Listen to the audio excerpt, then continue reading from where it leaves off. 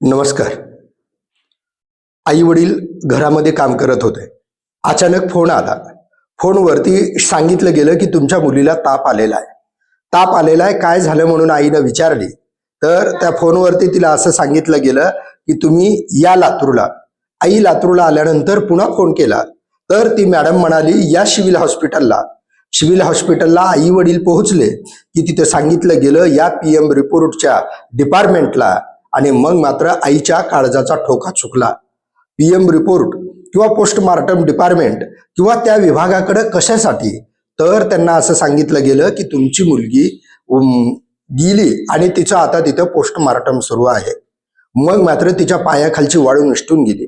काळजाचा गोळा, ज्याला 9 महिने 9 दिवस पोटामध्ये वाढवावं, शाळेमध्ये शिकवावं आणि गुणवत्ता यादीमध्ये येऊन तिनं नवोदय सारखी परीक्षा उत्तीर्ण होऊन नवोदयला तिचा नंबर लागावा. ही कथा आहे औसा तालुक्यातल्या टाका या गावातल्या अनुष्का पाटोळ्या या विद्यार्थिनीचं. वय 12 वर्ष, शिक्षण शिकत असलेली शाळा नवोदय विद्यालय लातूर. आणि हे सगळा घटनाक्रम जिथून बाहेर पडला ते म्हणजे लातूरचं सिव्हिल हॉस्पिटल. या सगळ्या घटनाक्रमातून एक कळतं की त्या शाळेमध्ये शिकत असलेल्या एका विद्यार्थिनीनं आपली जीवनयात्रा फाशी घेऊन संपवली, असं तिथल्या मॅडमचं म्हणणं आहे. आई वडिलांचं म्हणणं की 12 वर्षाच्या लेकराला जीवन म्हणजे काय माहित नाही, मग मृत्यू म्हणजे काय आणि मृत्यू कशासाठी किंवा जीव संपवायचा कशासाठी हे कसं समजणार आहे. कारण जीवनामध्ये आत्महत्या त्याच गोष्टीसाठी केली जाते जिथं जगणं अवघड झालेलं असतं आणि मग तिनं आत्महत्या केली असं सांगितलं जातंय. पण त्याच्यावरती आई वडिलांचा विश्वास बसत नाही. आई वडिलांची एकच मागणी आहे, अनुष्का जशी गेली ते सत्य मात्र आम्हाला कळालं पाहिजे. आणि ते सत्य तिथला परिस्थितीजन्य सगळं घटनाक्रम बघितला तर लक्षात येतं की बेडला फाशी घेऊन जीव जाऊ शकतो का, पहिली गोष्ट. दुसरी गोष्ट सगळ्यात महत्वाची की जर समजा तिनं फाशी घेतली असेल तर पंचनाम्याला त्यांनी कुणाला बोलवलं, कारण डायरेक्ट पोस्टमार्टमला कसं काय गेली बॉडी. आणि ह्या सगळ्यानंतर जर समजा आईवडिलांची तशा पद्धतीची तक्रार असेल आणि आईवडिलाला जर वाटत असेल माझ्या मुलीसोबत घातपात झाला, तर मग प्रशासन गुन्हा नोंद करण्यासाठी आणि कायद्याची अंमलबजावणी करण्यासाठी कुणाच्या आदेशाची वाट पाहत आहे, हे सगळं एकंदरीत चित्र बघितल्यावर संशयाचं धुकं मात्र दाट व्हायला लागतं आणि या धुक्यातून नको त्या शंका मनामध्ये निर्माण व्हायला लागतात.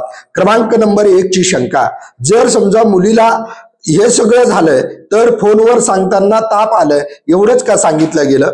दुसरी गोष्ट, डायरेक्ट पोस्टमार्टमलाच बोलवलं, पण काय झालं ते त्यांच्या आई वडिलांना जर सांगितलं जात नाही, म्हणजे त्यांच्यापासून काहीतरी लपवलं जात आहे.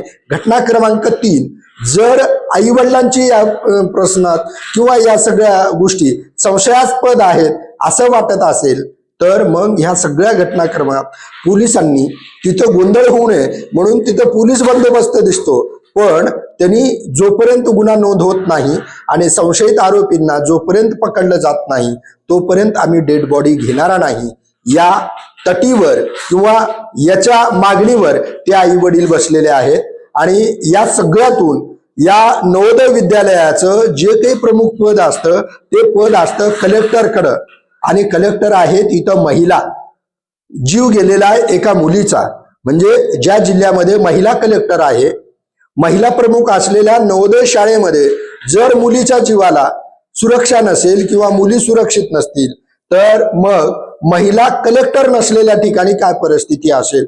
प्रश्न हा पडला समाजाला. किंवा या सगळ्या घटनाक्रमातून एक आहे की आता कलेक्टर असलेल्या महिला या गोष्टीमध्ये अनुष्काला न्याय देणार आहेत का, त्यांच्या आई वडिलांची इच्छा पूर्ण करणार आहेत का. पुढे कायद्याच्या प्रक्रियेमध्ये काय काय घटनाक्रम होतो, कारण पंचनामा कसा झालाय ते आणखीन स्पष्ट नाही. पोस्टमार्टम रिपोर्टमध्ये काय काय आलेलं तेही आणखीन समोर आलेलं नाही. परंतु त्यांच्या आई वडिलांचं असं म्हणणं आहे की देहावर जखमा आहेत. जर समजा मुलीला आत्महत्या करायची असती तर मग तिच्या देहावर जखमा मारहाणीच्या कस काय झाल्या असत्या.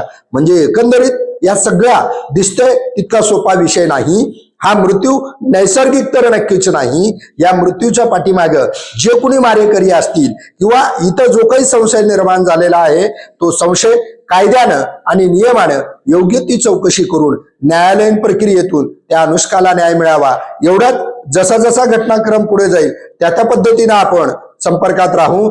फक्त इम्पॉर्टंट डायलॉग या चॅनलवर तुम्हाला विचार आवडले असतील तर लाईक आणि शेअर करा. थांबतो. धन्यवाद.